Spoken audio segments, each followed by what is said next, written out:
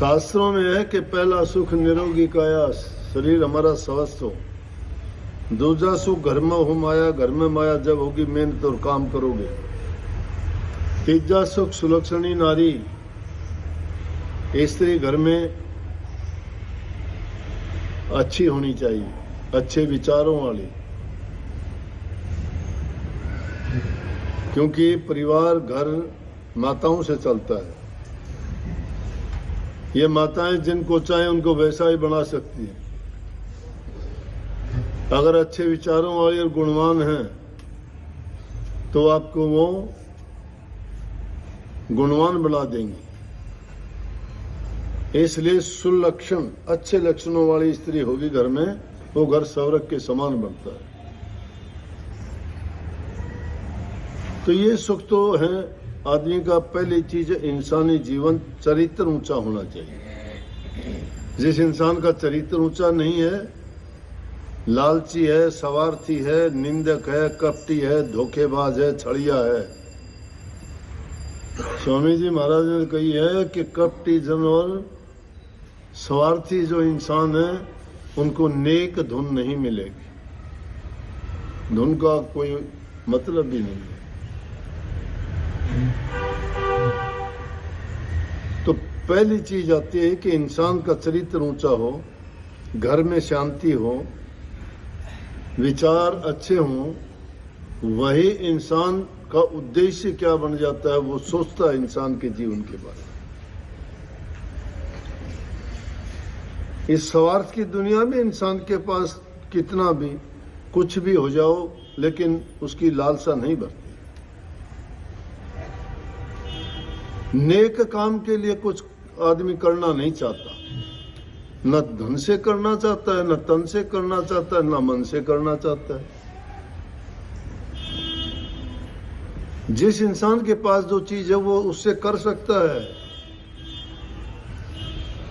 मान लिया तुम्हारे पास धन नहीं है तो तुम तन से सेवा कर सकते हो। मान लेंगे तन भी आपका तंदुरुस्त नहीं है, आप अपना काम ही नहीं कर सकते, तो धन होगा, धन से कर सकते हो, लेकिन नहीं कर सकते।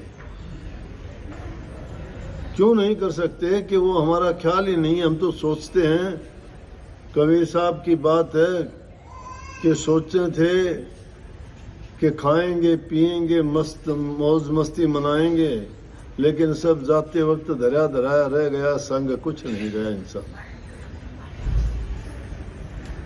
बता भी नहीं पाया कहाँ रखा है, किसको दिया था, क्या किया है। इसलिए अगर कोई पुण्य में पैसा लगाता है इंसान, धर्म में लगाता है, परहित और परोपकार में लगाता है, दुखी और जरूरतमंद की सहायता करता है, वो दिया हुआ दान, वो दिया हुआ पैसा, वो उसका किया हुआ पुण्य उसके बुरे वक्त में उसकी सहायता करता है। शास्त्रों का लेख है कि दान के देने से आदमी के रोग दूर होते हैं, पाप कर्म कटते हैं, उसके विचार शुद्ध होते हैं। जिसको तुम सुख देते हो उसको पाके वो आदमी आशीष देता है आपको। मांगने का किसी को शौक नहीं है, लेकिन जरूरतमंद अगर हाथ फैला के मांगता है तो देना चाहिए।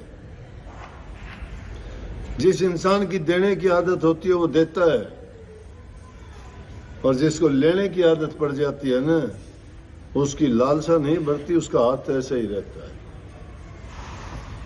कबीर साहब ने कही, मांगन से मरना भला, मत कोई मांगो भीख। मांगने से मरना भला है। जो आदमी अपनी मेहनत पे यकीन नहीं करता, खुद कमा के नहीं खा सकता, उस आदमी की नीयत खोटी हो जाती है। तो मैंने उनको कहा कि हर इंसान का यूं तो जीवन में आने का उद्देश्य अलग अलग है। यहाँ भी आप एक उद्देश्य से नहीं आए, सबका अलग है। कोई रोग बीमारी के लिए आया है, कोई लड़के के लिए आया है, कोई नौकरी के लिए आया है, कोई अपने और दूसरी ख्वाहिश लेके आया है कि मेरा ये काम हो जाए, कोई ब्याह शादी के लिए आया है। तो दुनिया में जब आए हैं तो अनेकों ख्वाहिश हैं, एक नहीं है। परंतु मनुष्य जाति की ख्वाहिश एक ही होनी चाहिए थी कि प्रभु ने इंसान को ये इंसान का चोला इसलिए दिया कि इस चोले में आके गुरु की शरण लेता, नंबर 1। और दूसरी योनि में गुरु नहीं मिलता। गुरु की शरण लेके प्रभु की भक्ति करता अपने जीवन को सफल बनाने के लिए। नहीं तो जन्मों से भटकती हुई रूह ये 84 लाख योनियों में गई आई, जन्मी मरी, अनेकों रिश्ते जुड़े, कर्म करे खोटे मंदे, कर्म की गठड़ी सिर पे ढोई, अनेकों जन्म भोगते भोगते ये इंसान का चोला मिला। दूसरी योनि में नहीं पता उनको कि उनकी और योनि भी कोई हुई थी, आगे भी होगी। इंसान को भी नहीं पता है। जिसको नहीं पता पशु के तुल्य है वो, क्योंकि इंसान को विवेक दिया, ज्ञान दी, बुद्धि दी, समझ दी। अब पशुओं को कहाँ ज्ञान है? पशुओं को ज्ञान होता तो वो भी अपना खोज, उनमें गुरु नहीं मिलता। गुरु इंसान की योनि में मिलता है। गुरु क्यों? प्रभु की आज्ञा के बिना कोई नहीं आता। वो इन जीवों को रास्ता दिखाने के लिए, यही बात समझाने के लिए प्रकट होते हैं कि इन जीवों को ये समझाएं कि तेरा जन्म इंसान का इसलिए हुआ कि तू भक्ति करके अब इस जन्म मरण के चक्कर से छुटकारा पा। अनेकों जन्म लिए हैं, ये तन तुमने दुर्लभ पाया, कोटि जन्म जब भटका खाया, या को अब व्यर्था मत खो, छिन छिन चेतो भक्ति कमाओ।